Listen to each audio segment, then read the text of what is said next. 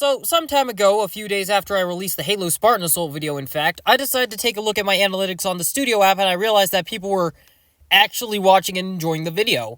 And it overtook all of my previous videos in 3 days, getting 1,000 views, something that I have never seen before. Since I was debating earlier whether I should leave commentary or not, I decided that I'll make a video like this every once in a while. So the question simply was, what's next? I don't want to play a game that's too long like Nier Automata, and I only want to cover campaigns. I also don't want to touch games like Warframe and Destiny because it would be very difficult to make. So what was the next game going to be? And then it finally came to me. I should play The Force Unleashed next.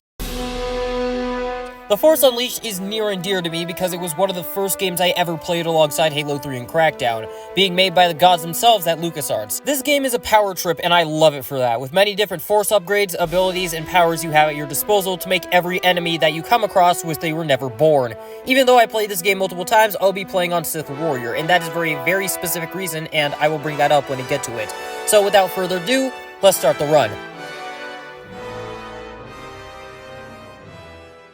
We start off with the title card where it explains that a Jedi Knight is hiding on Kashyyyk and Palpatine sent Darth Vader to go deal with him. Vader touches down on the planet, chokes out an admiral, and then starts the gameplay. I quickly run through the mission, massacring Wookiees and leaving piles of corpses in my wake before I reach the Jedi, initializing the first boss fight, which is actually kind of challenging. I had his ass looking like Konohamaru when he fought Naruto in the tuning exams. This fight was not difficult. I launch him back into his house before Vader takes over to finish the job, but before he can get the chance, Baby Starkiller uses the Force to steal his lightsaber. While looking at this 5-year-old dumbfounded, Papa Starkiller tries to tell his son to run, but Vader snaps his neck like a glow stick. The Admiral from earlier runs into the room and tries to execute Baby Starkiller, but Vader immediately realizes that Baby Starkiller is leagues better than those trash-ass Inquisitors and saves his life, the tutorial mission ending as we get into the actual game. Fast forward a decade or so, and Darth Vader sends Starkiller out on his final test, to go kill a Jedi. On his way to his ship, Galen is sneaked by Obi-Wan Kenobi before stabbing in the chest, revealing that it wasn't Obi-Wan Kenobi at all, but instead a droid named Proxy. We then meet our new pilot, Juno Eclipse. We do some training, and then we get onto the actual mission. So, General Kota and his rebels are attacking a TIE fighter factory, and it's our job to go in there and kill him. I quickly make my way into the hangar and slaughter a bunch of people there before making my way through the facility, hitting some of the nastiest attacks I can at this point in the game before I enter a room that the rebels ambush me in, not knowing exactly what they're dealing with before continuing my massacre and reaching an elevator, switching my lightsaber color before fighting Ram Kota. I immediately whoop Kota's ass before he uses the Force to pull the room down, not changing the outcome of the fight as I quick-time him to death. He rambles about him being in my future or something during a saber clash before I give him the Kanan treatment and throw him out the window, grabbing his lightsaber before hopping out myself and landing on my ship, the mission ending. Starkiller returns to Darth Vader and shows him Kota's lightsaber as a proof of his death. Vader then sending him to Raxus Prime to go kill Jedi Master Kazdon Paratus, which will get them one step closer to killing the Emperor. Juno drops me off at the surface where I navigate my way through a large building and reach an area where scavengers are fighting these Force robots.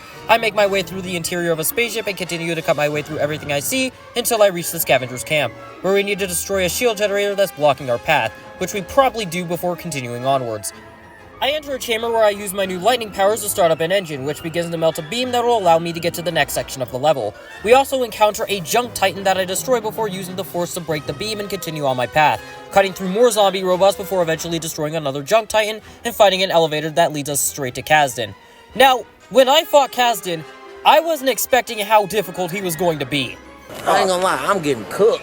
I managed to die twice in this fight, and it wasn't from the junk titans that he spawns in mid-battle. He's just that good at weaving and fighting, and since I didn't level up any of my abilities since the first mission, he was kicking my ass. After lowering his health bar enough, I quick-time him to death, and for some reason, this is the only quick-time event I didn't screw up somewhere. In the cutscene, Kazdon apologizes to the council members for failing them before a big Force laser shoots out of his chest and kills him. Galen watching all of this unfold before calling for pickup. Starkiller reports back to Vader again and tells him that Kazdon is dead, where Vader gives him his final test. Again. Go kill Shaak-Ti on Felucia. Starkiller and friends take the Rogue Shadow to Felucia and fly over the forest to look for a drop-off point, only for Shaak-Ti to see her fate flying overhead, so she tells her apprentice next to her to go hide in the woods. Her apprentice, Marin, tries to tell her that she can fight, but Shakti responds with, "Little girl, you do not know what the fuck we are dealing with. That is our universe's Kratos. He will make you look like you owe him money. Go into the woods." And after hearing this, her apprentice finally listens and leaves, the mission actually starting afterwards. I touch down on the planet and begin to massacre Felucians with my new force abilities and combos after learning from Kazdon to upgrade every chance you get. But it's actually kind of difficult this time around because they can actually fight back. I then reach a cave that I have to climb, which I do with little issue before leaving the cave and meeting one of the first nuisances in the game, the Felucian Shaman. The Felucian Shaman has this ability where he can make his allies invincible with its presence, and the only way to get rid of this effect is to kill the Shaman. But the Shaman has this sneaky little ability where it can teleport around the map. He isn't as annoying as Halo 4's Knights, but he still is a nuisance. Anyways, I continue to cut down Felucians left and right before I reach an arena and nearly die to a Rancor, but I made sure to complete the quick time event without messing up. I find Shakti patiently waiting for me in front of a Sarlacc pit before she explains that this is a place of sacrifice before activating her lightsaber and beginning the fight. The first phase of the fight was pretty easy. It's just like the Kota fight, but she could summon enemies to help her out, which actually serves as an Achilles heel because those Felucians are not only easy to defeat, but they also give me health. The second phase, we jumped out onto the actual Sarlacc pit and begin to fight down there. It isn't as different as the first phase of the fight, it's just that the tentacles from the Sarlacc try to kill me once in a while. I get her health down before I quickly quick-time her to death and mess up the sequence only once, and at the very end too. Shakti tries to warn Starkiller about Darth Vader, but his blind loyalty to his master causes her to backflip into the Sarlacc's mouth out of pure cringe, exploding afterwards. A bunch of Felucians then try to press Starkiller, but he activates his lightsaber and scares the shit out of them, causing them to run away before calling for pickup, ending the mission. We then return to Darth Vader. He tells us that the Emperor's fleet has arrived and Starkiller asks him if they are ready to kill the Emperor, but Darth Vader reveals that the Emperor's spies followed him back. As the Emperor enters the room, Vader turns around and stabs him through the spine. Then, on the Emperor's order, he tosses Starkiller around the room like he did his dad before launching him out the window, Palpatine gassing up in the background the entire time like the crippled cheerleader that he is. Lord Vader, he's regaining consciousness. Keep him restrained. Yes, sir.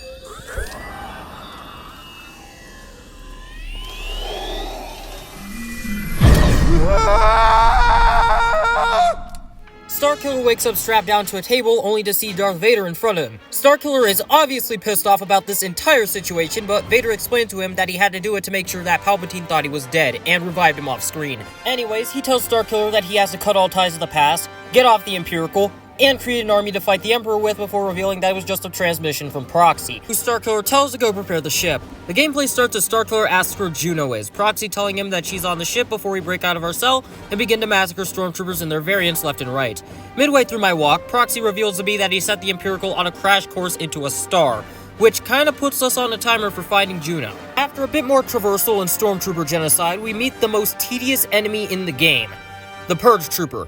No, I'm not talking about that Purge Trooper. That Purge Trooper. The Purge Troopers in this game are beefy, and the only way you can stun them is through lightning attacks, and if you get too close, they can pick you up and throw you down like a 2-year-old, making them very hard to fight. After fighting him, I make my way to the bridge, slaughter everyone there, and save Juno before ending the mission.